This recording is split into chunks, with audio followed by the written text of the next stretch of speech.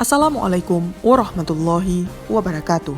Kantor Kementerian Agama Kabupaten Aceh Timur hari ini, Kamis 16 Februari 2023, mengadakan rapat koordinasi atau rakor penyusunan rencana kerja anggaran Satuan Kerja atau RKASK tahun anggaran 2024 di Aula Meeting Room Kemenak Kabupaten Aceh Timur.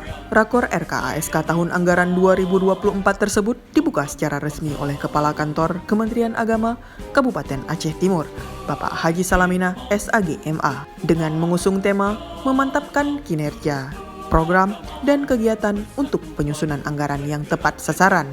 Rakor tersebut diikuti oleh Kepala Tata Usaha, para kasih, penyelenggara, dan Kepala KUA Kecamatan, serta 50 satuan kerja yang ada di lingkungan Kementerian Agama Kabupaten Aceh Timur.